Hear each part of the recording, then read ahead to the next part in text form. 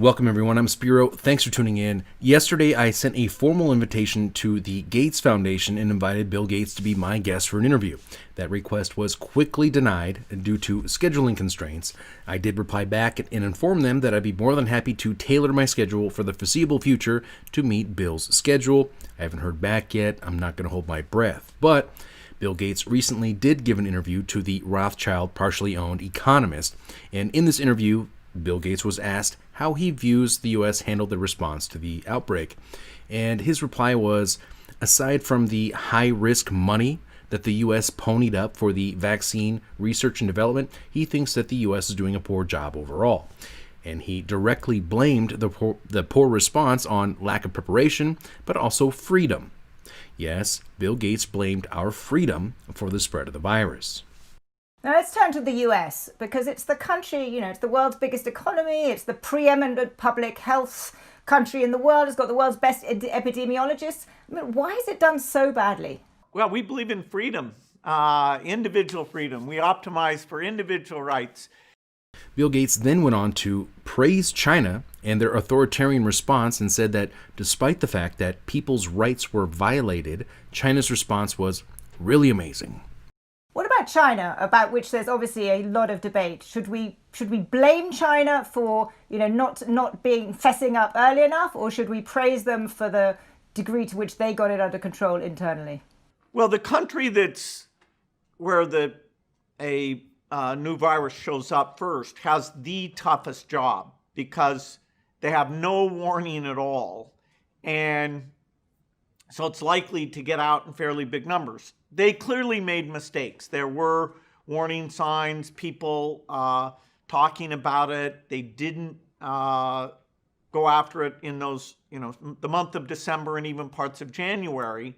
In retrospect, they could have rung the alarm bell more loudly than they did. After that, although in their typical fairly authoritarian way, they did a very good job of suppressing the virus.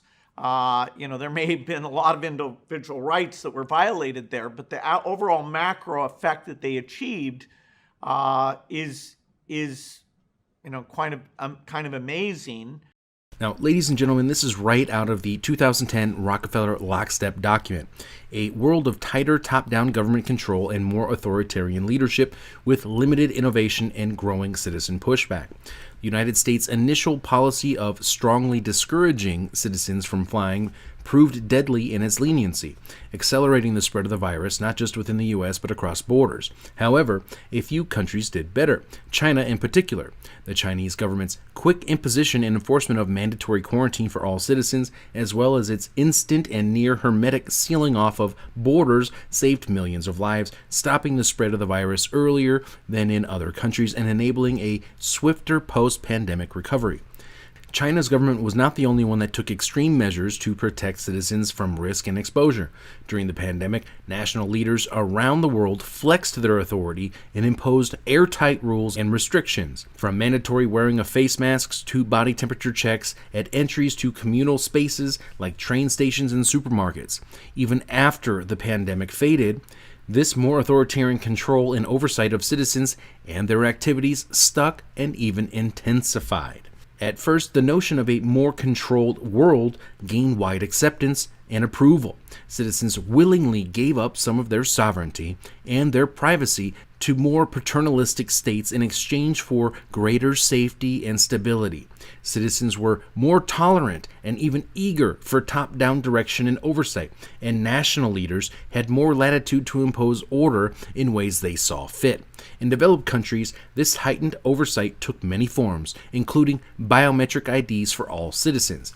Again, this is a Rockefeller Foundation document from 2010, and it seems that it's playing out today, 10 years later, as we are witnessing more government authoritarianism than ever before in our lifetimes and possibly ever before in history.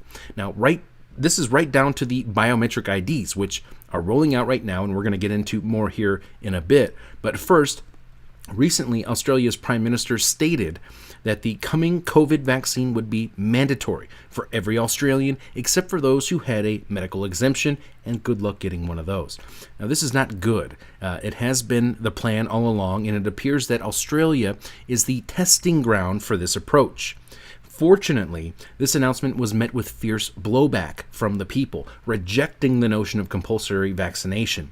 In fact, the resistance was so strong that the Prime Minister quickly walked back his statements and said that the vaccine would not be mandatory, but instead they would strongly encourage people to be vaccinated. Australia's Prime Minister has backed away from a suggestion that a coronavirus vaccine should be mandatory. After a backlash, Scott Morrison now says people will be encouraged to get themselves vaccinated.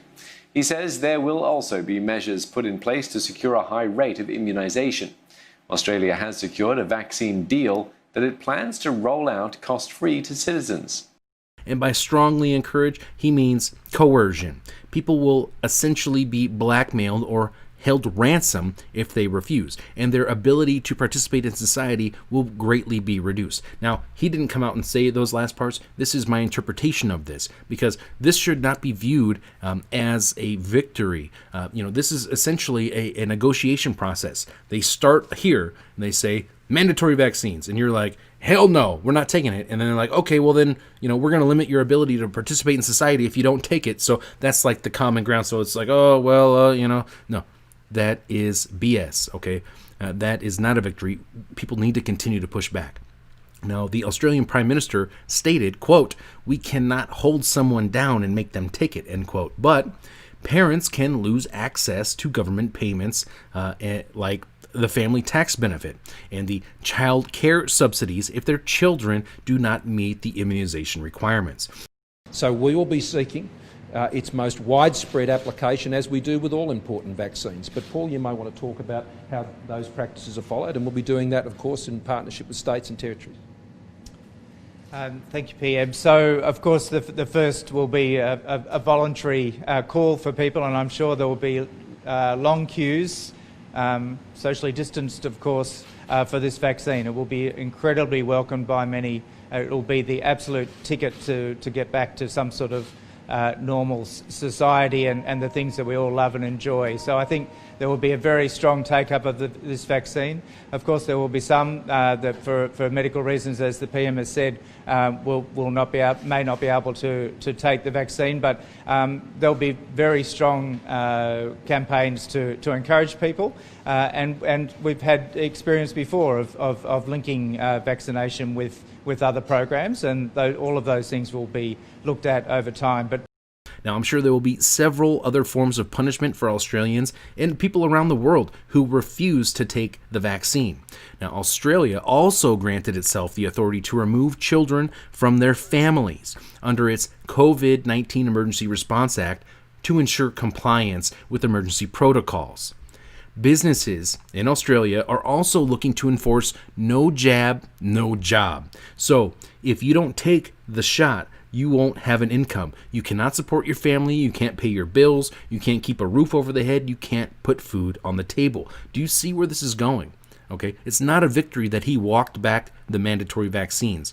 Okay, now in the U.S., the CDC promoted training material on its website saying that children may be removed from parents in a quarantine situation. It's essentially the same thing that they are rolling out in Australia, and we're seeing roll out all over the world. Now, right now in the U.S., we're also seeing new vaccine mandates for students across the country, even those who do not attend school in person but attend online.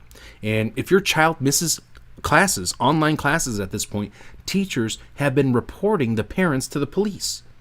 Now, we are seeing a full court press right now globally to accept COVID-19 84, to obey, and to roll up your sleeve.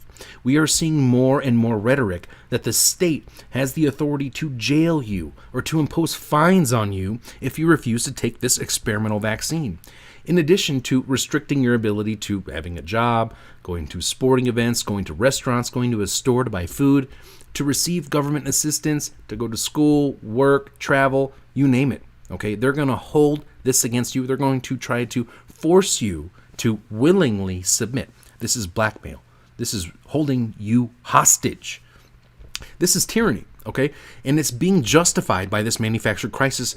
And for generations, the system has been incrementally getting people more and more dependent upon this system of control. And now they intend to use that as leverage and force you to accept anything that the social engineers want. It started with a 2-week lockdown to flatten the curve, okay? Here we are 6 months later with no end in sight.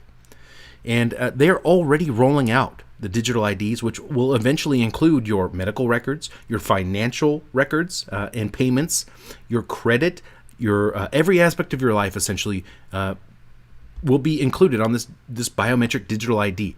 Your vaccine status, everything. They're going to want to ensure your compliance. That way you can work, travel, buy, sell, participate in society, even on a basic level. And we're seeing this take place right now in Africa. For example, the Gates Foundation and Gavi, the Global Vaccine Alliance, which got its seed money from the Gates Foundation, is partnering up with MasterCard, and they're rolling out the Trust Stamp, combining a vaccine and digital biometric ID. This rolls right into ID 2020 and ID 4D and the United Nations and the Gates Foundations. I mean, this is a major operation that goes into the Sustainable Development Goals I've covered many times before.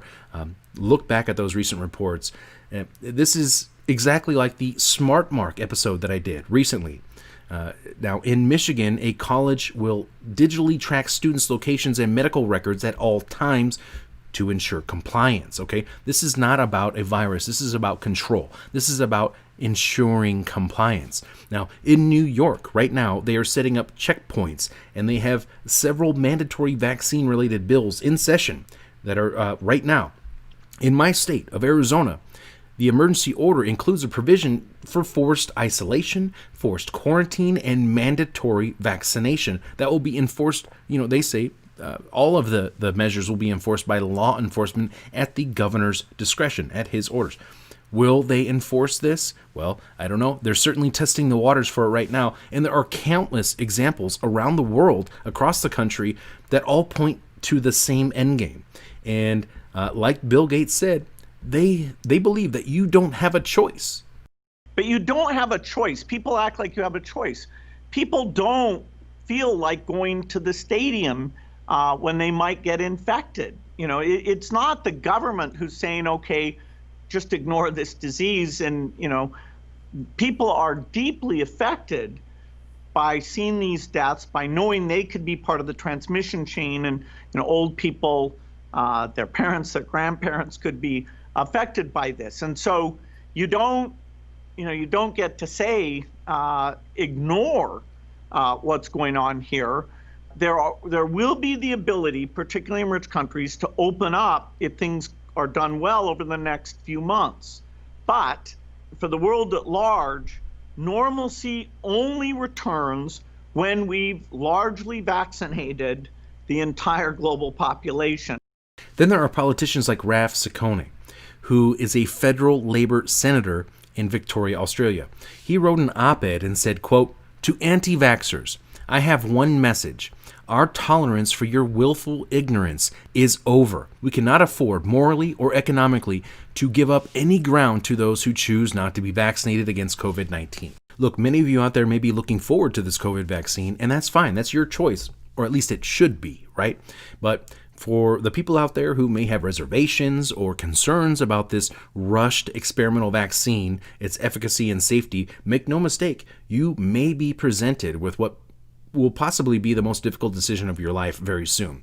Will you submit under what equates to, in my opinion, coercion, blackmail, and or ransom to accept this vaccine for you and your family?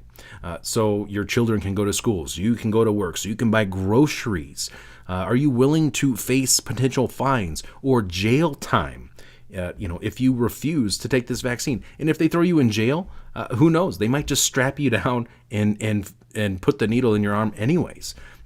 Will you refuse this? I don't know. I know where I stand on this issue, and this is a big decision that we may face very soon. Bill Gates already said that people need to be vaccinated multiple times. This isn't going to be just like a one-time and done thing. You think they're just going to mandate it? You get one shot and that's it? No. If you submit to this, this is never going to end. And who knows what will be next? For example, Our records indicate you didn't get your third booster shot this month. Your payments have been suspended until you update your vaccine records. Imagine how far this could go, all due to a virus with a 99% plus survival rate. I'm not buying it, and I'm not taking it. Personally, I have zero doubt in my mind that this crisis was manufactured to facilitate and usher in a new system of control, the likes of which will not only enslave humanity forever, but will fundamentally change what it means to be human. Resist COVID-19 84 like your life depends on it, because there's a good chance that it does. Regardless of the consequences, I know where I stand. I know my position. Stay tuned for more. I'm Spiro. Be sure to follow me on BitChute, because it's videos like this one that promote the idea of individualism and non-compliance that will get this channel removed. I'm surprised it's still around at this point. And I think at this point it's obvious this is not about a virus. It's about control.